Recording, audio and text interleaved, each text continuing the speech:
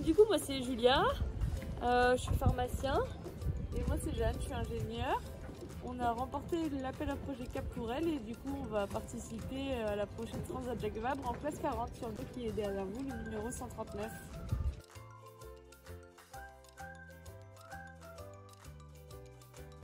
Cap pour elle, c'était un appel à projet lancé par l'entreprise Saint-James et l'organisation de la Transat Jacques Vabre qui permettait à une fille ou à un équipage de femmes de réaliser une première transatlantique en course.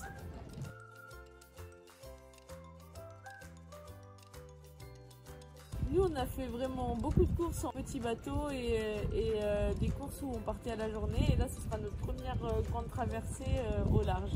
Du coup, on vient pas du tout de ce milieu de la course au large. On a fait pas mal de petits bateaux, de dériveurs et des petits trimarans. Et maintenant, c'est notre première traversée sur un classe 40. Gros bateau. Et aussi longtemps surtout. Avant notre qualification de cet été, on n'avait jamais fait plus de 2 nuits en mer. Et là, on va passer à peu près entre 20 et 23 jours en mer.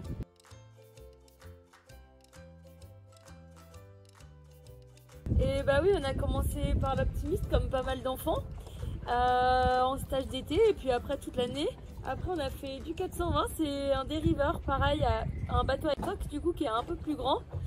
Et ensuite on a fait du un peu plus gros bateau mais jamais au large.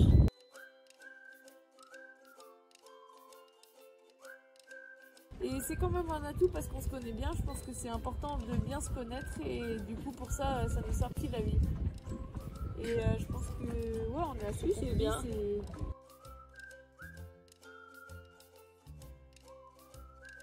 Nous, on a un métier à côté, du coup on n'est pas du tout professionnel. Et donc il y a Sacha qui est à côté de nous là, qui est venu nous donner un coup de main pour cette semaine préparer le bateau. Il sera là aussi la semaine d'avant-course pour nous aider. Et il nous file un bon coup de main bénévolement, c'est trop cool. C'est hyper sympa. Et sinon il y a aussi surtout Nico qui fait toutes nos vidéos et qui s'occupe des médias depuis le début du projet et qui s'occupe de nos réseaux sociaux quand on est en mer. Et il y a Pauline, notre grande sœur, qui nous aide un peu pour tous les conseils et qui nous a pas mal aidé sur la logistique pour sticker le bateau et les voiles. Et qui s'occupera de nos relations presse quand on sera en mer.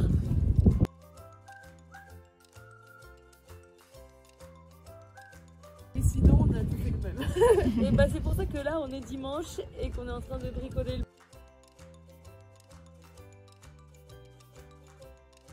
Depuis qu'on est en la semaine dernière, le bateau était à Saint-Malo, on l'a récupéré. Et du coup, cette semaine, par exemple, moi j'allais au travail, je me levais à 6h. Ensuite, j'allais travailler, je revenais ici et des séchats à partir de 17h et on se couchait vers minuit et demi. Donc ça faisait des bonnes journées. Ouais.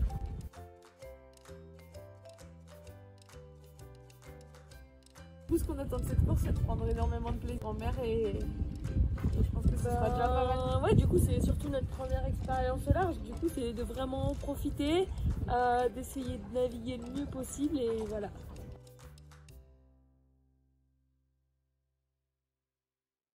Ça s'appelle Jeanne et Julia en route vers la Transat. Ça a été écrit par Charlotte Méry et illustré par Hubert Poirot. Oui, c'est ça. Et en fait, c'est un livre qui retrace toute la préparation. En fait, ils avaient écrit déjà le Vendée Globe de MAM. Et en fait, ça faisait le focus sur le déroulement d'une course au large. Et là, c'est plutôt sur la relation avec nos partenaires. Parce qu'en fait, derrière le projet, il y a surtout des partenaires. Du coup, pour nous, Saint-James et Biscuiterie de l'Abbaye, mais aussi d'autres plus petits partenaires qui sont présents autour de nous, qui nous aident. On a aussi des partenaires techniques qui nous fournissent du matériel. Et du coup, ça explique un peu les relations avec les partenaires, comment on fait pour se préparer à la course et quelles étapes il faut franchir pour arriver au départ.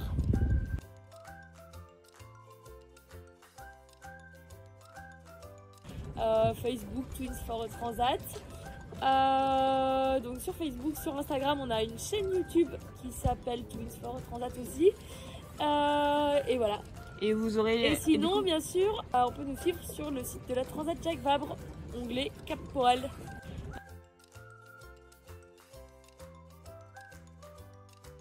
Nous, on aura des nouvelles tous les jours sur nos réseaux sociaux.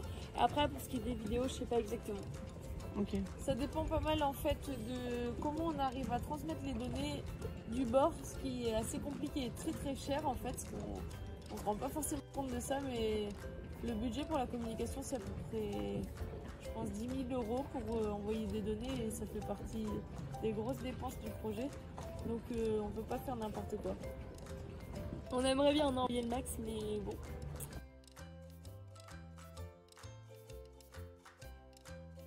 Il faut pas hésiter à venir nous voir sur le village départ au Havre. On sera sûrement pas mal au bateau et pas mal occupé, mais c'est avec grand plaisir qu'on peut faire visiter notre bateau et aussi échanger avec les enfants qui viendront nous voir. Du coup, on sera placé au C12, c'est ça? Place C12, donc ce sera au bassin Paul-Vatine, le long du village. Ce sera assez simple à trouver et notre bateau bas il est noir, c'est le numéro 139 et il y aura des logos Saint-James et biscuiterie d'Abbaye. On essaiera de mettre des petits drapeaux dans le mât aussi.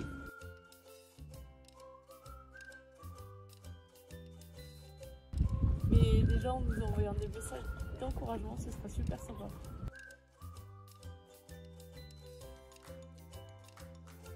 Et non, alors Virtual Regatta, c'est...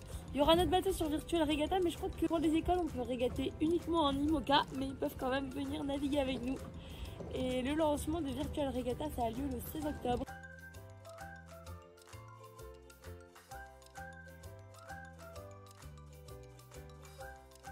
Je crois que pour les écoles, il y a un challenge école et c'est seulement en IMOCA. D'accord. Mais si les enfants veulent le faire chez eux, Ah oui, oui. ils peuvent vous suivre, ils peuvent Tout à prendre fait. votre bateau. Oui, Ouais, tout à Ok. fait.